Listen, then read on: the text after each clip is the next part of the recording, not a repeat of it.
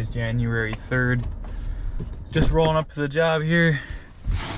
It's actually not bad today. It was, last week was horrible. It was like 20 below and windy. Today actually feels kind of good. It's about 10 above, so it feels really nice actually.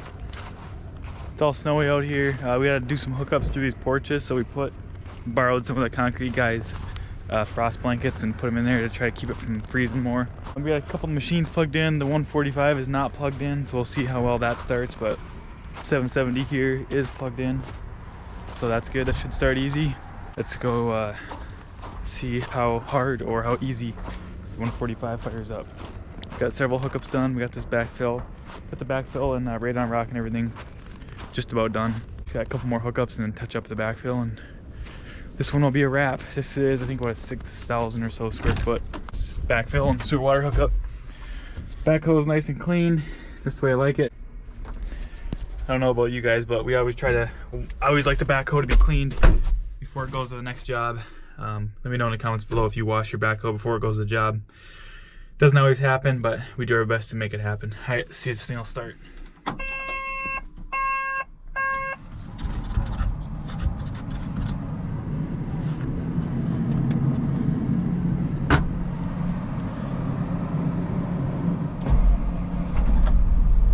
Oh yeah.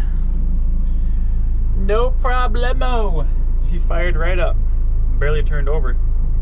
Or barely turned over. Boom, fired right up. As my buddy Ryan from Rock Structures would say, yow baby. Look at that. Like nothing. Not even smoking yet. Alright, I got a couple goodies up over here in my truck. So I got a new ripper tooth from C&P Attachments, and then just the dirt bucket. Give that 145 a few minutes to warm up, and we'll start ripping some frost. You can see there's some bigger chunks coming up here and there. Roughly about 1.5 feet or so of frost, I'd say.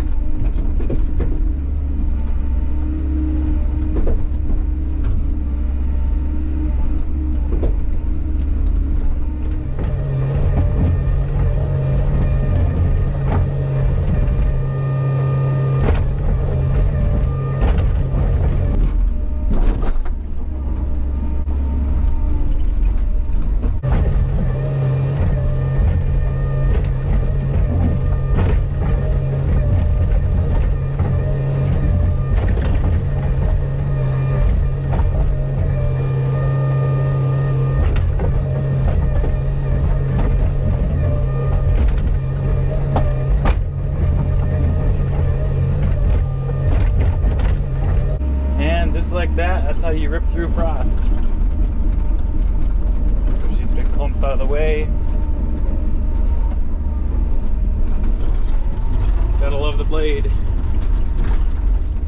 Gotta have the blade on these smaller machines. Anything under 35,000, I'd say, 35,000 pounds needs a blade, in my opinion. But what do I know? What do I know? I'm just a kid. Kids don't know nothing, right?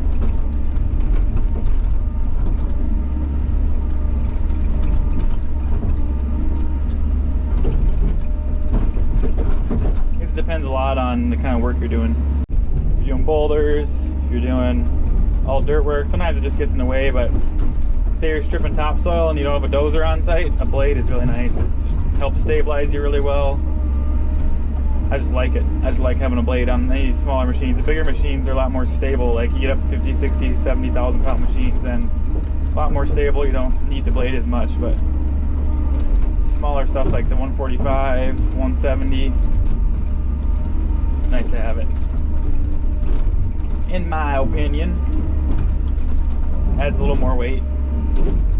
I guess I should say too, the blade is nice if you have a zero swing. The conventional swing, it's not as needed, but when you have a zero swing, then it's nice. Then you're a lot more stable. There's a big piece, come on. Oh, big chunk right here.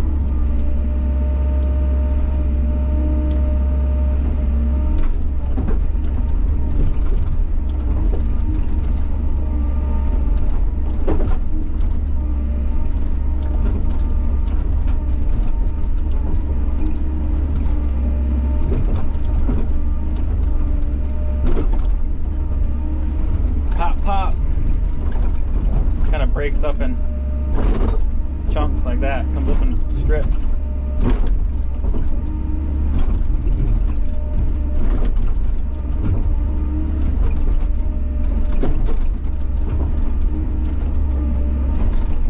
Whew. Nice big chunk right there. Go by feel, you kind of tell when you're, you guys can't, but I can kind of tell when I'm underneath it. Nice and soft.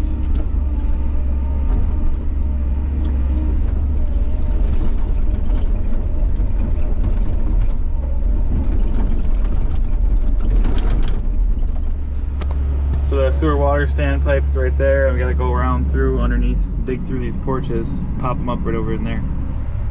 There they go. A little ways to go, not too far, about 40 feet. So I'm chipping around the curb stop here.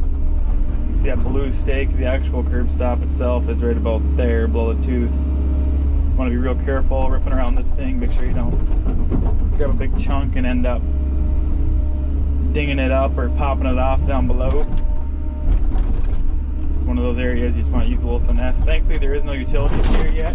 This was, they haven't ran the main power and gas down this strip yet, so normally there'd be a gas and a power line right here where I'm digging, but on this one, this particular one, there isn't, so that is kind of nice. Not have to deal with that on this one. It's a little plus. Just gotta chip away at it one chip at a time. Make sure I got everything out here quick. All looks good.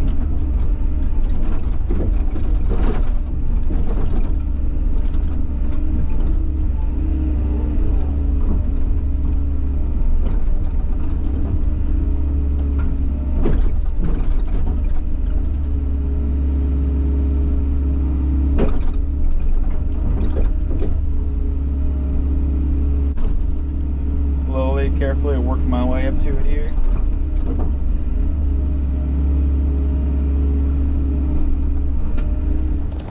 See, there's some pretty big clumps. Look at this. So yeah, maybe 1.5 foot of frost. Whew, some big chunks. Real big chunks.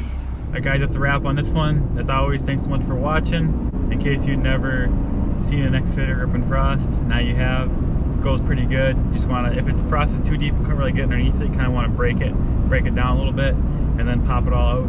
Overall, that CMP, I think they call it, I think the technical name is ripper shank. That CMP ripper shank worked really good. Every of course was brand new, so usually everything brand new works good normally. But anyway, that's all I got for you in today's video. Leave a comment down below if there's anything particular you'd like to see in the future. I'm working on a couple videos talking about pricing on how we quote snow plowing, and I've been promising you guys a video on how we bid boulder walls forever. So a video of that coming up soon.